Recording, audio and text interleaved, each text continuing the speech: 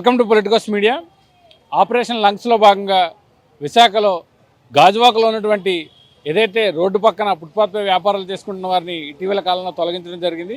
వీరంతా తమ వ్యాపారాలు కోల్పోయి జీవనోపాధి కోల్పోయిన తరుణంలో ప్రభుత్వం చొరవ తీసుకొని వీరికి హ్యాకర్ జోన్లు ఏర్పాటు చేయాలని కోరుతూ విశాఖ జిల్లా కలెక్టర్ కలిసేందుకు గాజువాక నుంచి కొందరు వ్యాపారులు వచ్చారు. వారితో మాట్లాడదాం. చెప్పండి సార్, ఏంటి మీ సమస్య, ఏమని జరిగింది? గాజువాక మెయిన్ రోడ్లో గత 30 సంవత్సరాలు బట్టి ఫుట్పాత్ మీద వ్యాపారాలు చేసుకుంటూ జీవనం సాగిస్తున్నాం. మేము మా ఈ బట్టలు రెడీమేడ్ బట్టలు మరియు చెప్పులు ఫ్యాన్సీ షాపులు ఉన్నాయి.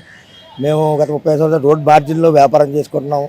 మున్సిపాలిటీ వాళ్ళు, ట్రాఫిక్ వాళ్ళు మమ్మల్ని ప్రతిసారి ఇబ్బంది పెడుతూనే ఉన్నారు.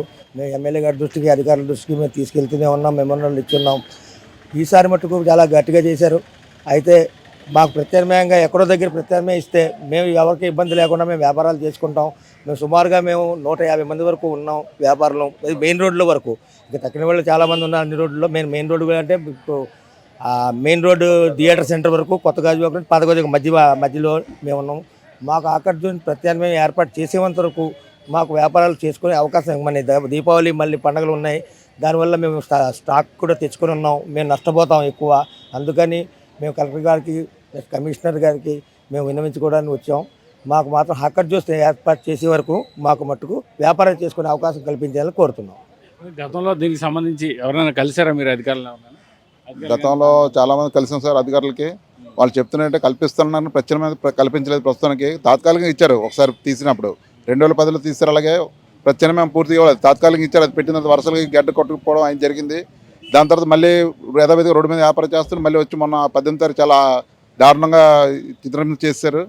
అవకాశం కూడా ఇవ్వలేదు తీయడానికి మాకు. దానివల్ల ఏంటంటే చాలా ప్రాబ్లమ్స్ వచ్చాయి. ఇప్పుడు మేము కలెక్టర్ గారికి, కమిషనర్ గారికి వినిపించడం ఏంటంటే మాకు ప్రత్యామ్నాయ జోన్ కల్పించిన దాకా మాకు అక్కడ ఉండే ప్లేస్లో వ్యాపారం చేసుకునే అవకాశం ఇవ్వమని కోరుకుంటున్నాం సార్.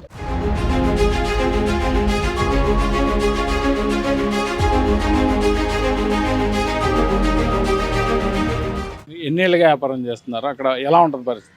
అంటే మేము నేటికి 93 నుంచి 30 సంవత్సరాలు దాటిపోయిందండి.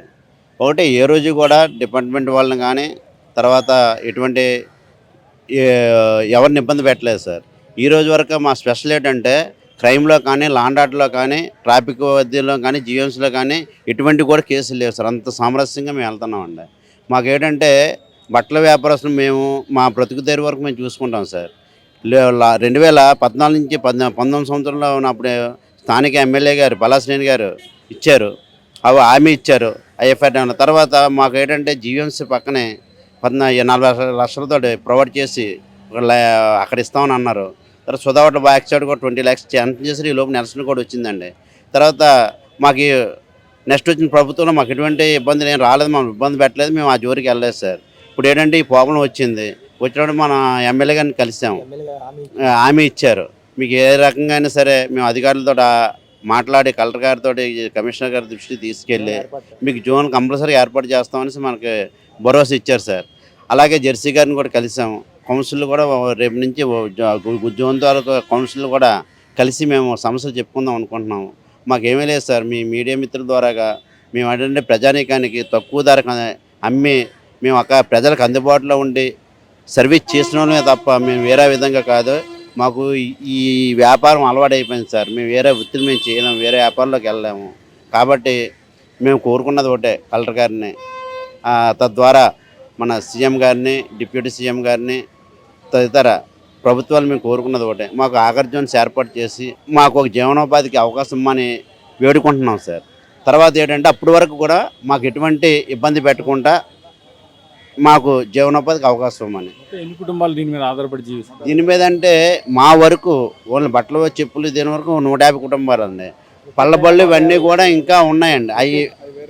అవి వేరే అసోసియేషను వాళ్ళదంతా వాళ్ళ టీంలో వాళ్ళు వర్క్ చేసుకుంటున్నారు సార్. అవి ఒక 3000 వరకు ఉండొచ్చేమో మామూలు స్ట్రీట్ వెండర్స్ వాళ్ళు ఏమైనా. మా మట్టి స్టాండర్డ్గా ఉన్నాయి 150 సార్. అది ఎంక్రూచ్మెంట్ కూడా కడుతున్నాం సార్ మేము.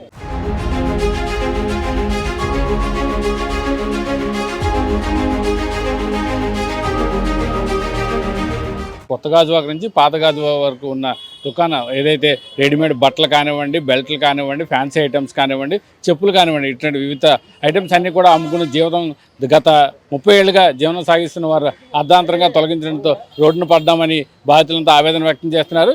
ప్రభుత్వ అధికారులు పెద్దలు స్పందించి తమకు ఒక ఉపాధి మార్గాన్ని చూపించాలని, హ్యాకర్ జోన్ ఏర్పాటు చేస్తే మేము అక్కడే వ్యాపారాలు చేసుకుంటామని ఈ సందర్భంగా కలెక్టర్ను విన్నవించేందుకైతే విశాఖ కలెక్టరేట్ను కోరి ఈ తమ నిరసనను తెలియజేద్దామని వీరంతా వచ్చారు. సో ప్రభుత్వాలు స్పందించి తమకు హ్యాకర్ జోన్ ఏర్పాటు చేయాలని వీరంతా కోరుతున్నారు. కెమెరామెన్ ముఖేష్తో కిరణ్, పొలిటికోస్, విశాఖ నుంచి. Please subscribe to the channel and download the Politicos app from the links in the description.